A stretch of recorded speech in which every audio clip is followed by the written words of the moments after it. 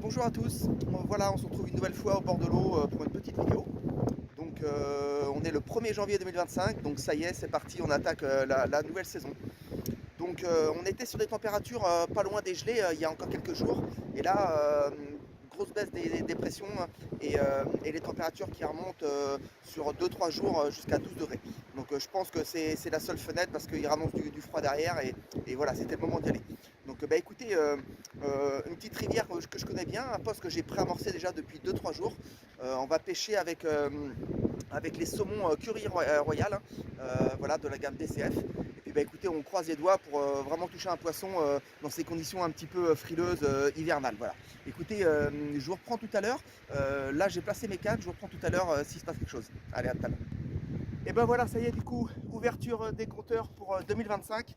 Un beau départ. Une petite commune de 7 kg de sang piégée sur les saumons Curie. Voilà. Donc, écoutez, ça fait plaisir pour démarrer l'année. Hop, voilà. Et pendant que je commence à vous présenter ce poisson-là, j'ai la canne derrière moi qui a commencé à dérouler et le temps que j'arrive au cul de la canne, plus rien. Voilà. Donc écoutez, on va très vite replacer la canne. Il est 17h30 pardon. On espère vraiment que ça continue et qu'on arrive à toucher encore un joli poisson et une miroir si possible, quoi. Allez, je vous reprends, à plus tard.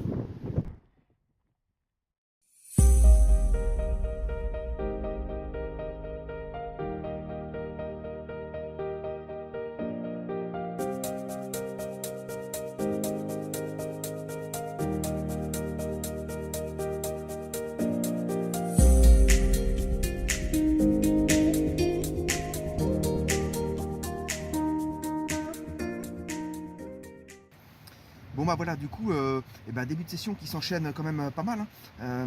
Là j'arrive à toucher, je suis rendu à 3 poissons en 3 heures de temps, donc vraiment un très beau début de session.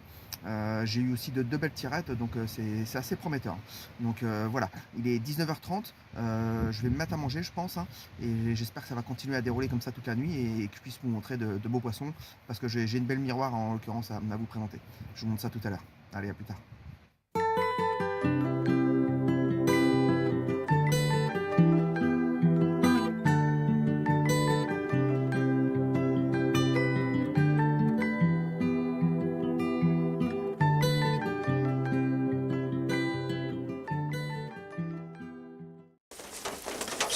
Bon bah voilà, du coup la nuit est passée, hein.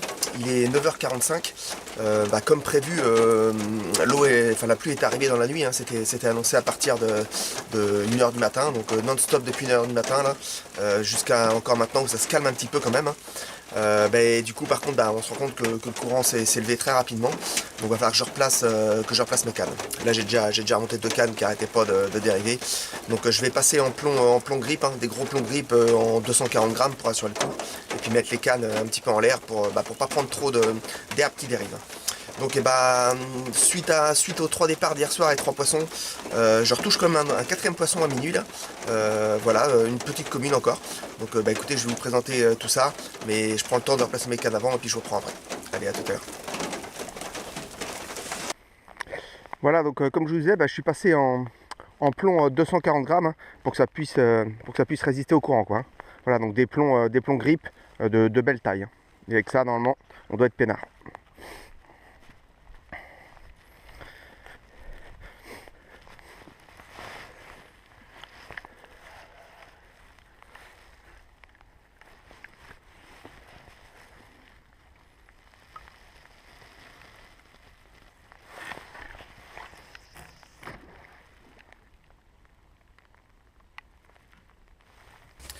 Voilà, du coup, comme prévu, je vous présente les poissons pêchés hier soir et puis cette nuit, hein. Donc là, c'est le dernier poisson touché à minuit hier soir, donc une commune de 7,7 kg. Donc un poisson qui aura été piégé une fois de plus sur les saumons Curie de la gamme DCF. Voilà, donc on se rend compte qu'il y a quand même une réelle activité avec des poissons qui sont quand même mordeurs, qui jettent un peu dans le courant et qui s'alimentent encore, hein. Voilà, donc comme vous pouvez voir derrière moi, j'ai changé un peu ma technique pour la pose des cannes. Vraiment trop de courant en bordure, même avec des plombs de 240 ça tenait pas. Donc j'ai fait le choix de remettre des plombs légers et vraiment de jeter sur la berge en face dans l'amorti du courant avec les cannes tout en l'air. Voilà, donc c'est pas forcément très bon d'avoir les cannes en l'air pour les vibrations dans le fil. Mais écoute, c'est toujours mieux que de ne pas pêcher ou que d'être emmerdé à chaque fois avec l'herbe et puis les branches dans les fils. Voilà. voilà. Donc je remets ce poisson là, et puis je vous présente les autres dans la foulée.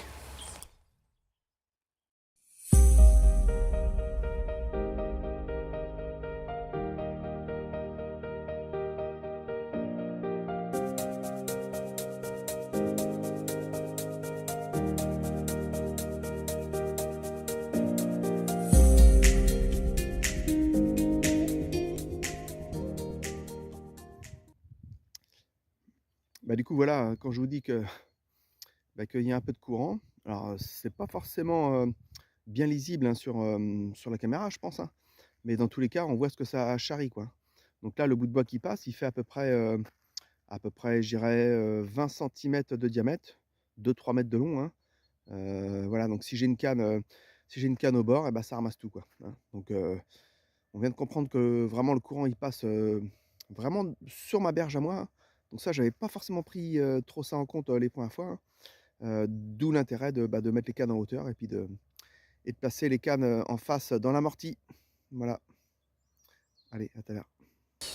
Bon voilà, bah du coup, là je vous présente le troisième poisson pêché cette nuit, hein. Donc une commune de presque 10 kg, c'est-à-dire 9,6 kg, hein. Toujours sur les saumons curry. Voilà. Donc toujours des poissons dynamiques, hein. Hop, et voilà. Donc un poisson qui est facile à reconnaître pour ceux qui connaissent le bief un peu là, parce qu'elle a la nageoire caudale qui est découpée en deux et cicatrisée depuis bien longtemps déjà. Donc voilà, toujours des communes. Et puis après je vous présente dans la foulée la miroir qui est un petit peu plus conséquente. Allez, à tout de suite.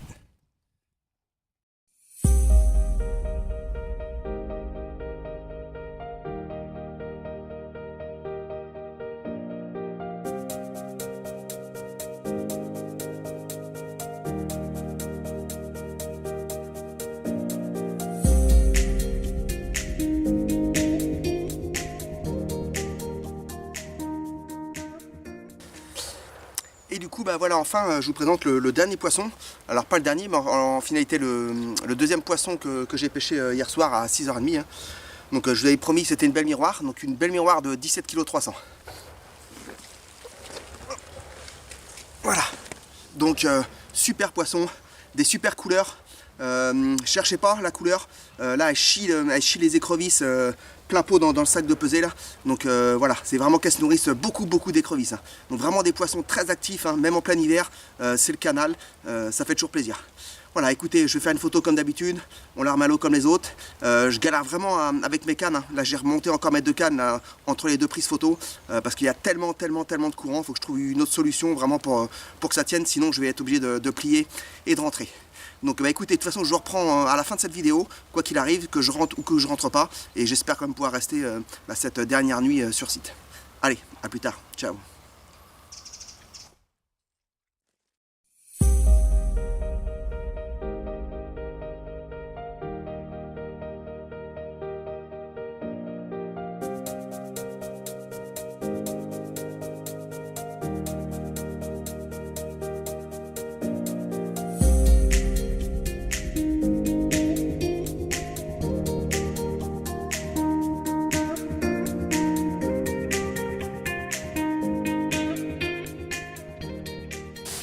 Bon voilà, et bah du coup, péniblement j'ai réussi à vous montrer quand même ces jolis poissons, hein.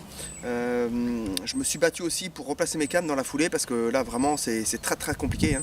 J'avais plus qu'une seule canne qui était positionnée en partie pêchante, c'est-à-dire sans prendre le courant. Donc j'en ai mis une deuxième à côté.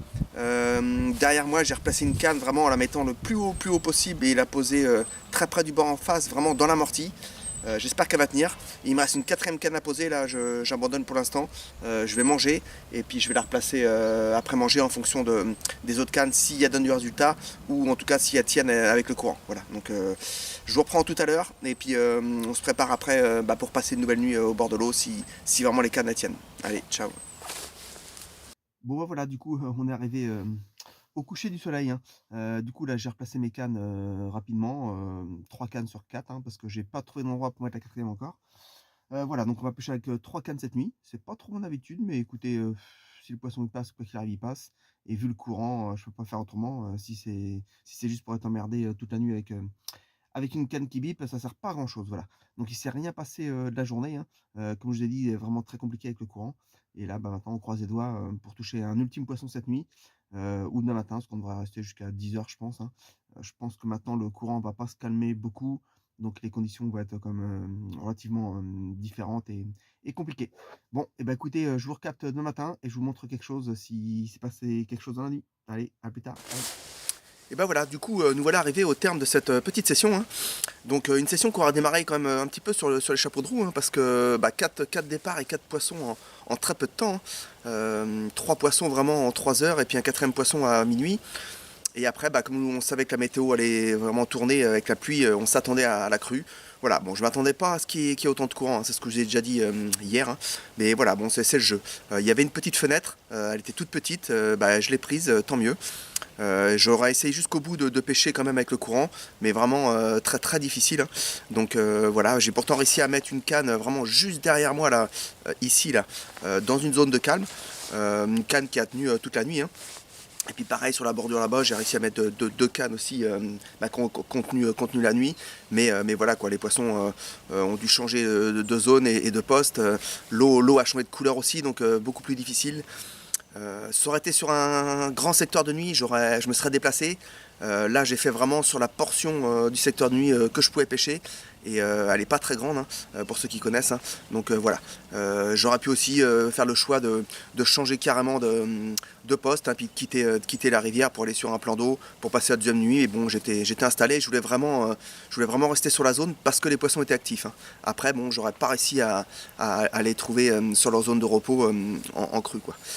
Voilà, bah écoutez, dans tous les cas, je vous dis une fois de plus, merci à tous de me suivre, et je vous dis à très bientôt au bord de l'eau pour une nouvelle vidéo. Et n'oubliez pas de regarder les bonus, vous verrez, il y aura un petit truc sympa, c'est l'aménagement de mon petit van. Allez, à bientôt, ciao.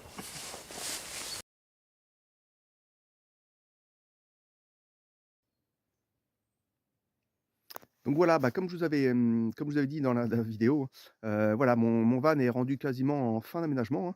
Donc vous voyez, bah, il y a la partie lit, hein, et puis les petites étagères, hein. Voilà, pour ranger un petit peu de tout le bazar. Donc vraiment, bah, ça permet de ramener beaucoup de confort, au bord de l'eau. Là, vous verrez sur la droite là, ici exactement, je sais pas si on va voir avec mon doigt, hop là, c'est la petite douche. Donc j'aurai une petite douchette qui va pouvoir sortir d'ici pour pouvoir se doucher l'été au beau jour, et sous le lit, là où il y a tout le bazar pour l'instant, et bah, c'est là où je vais mettre mon réservoir d'eau. Voilà, c'était tout pour le van.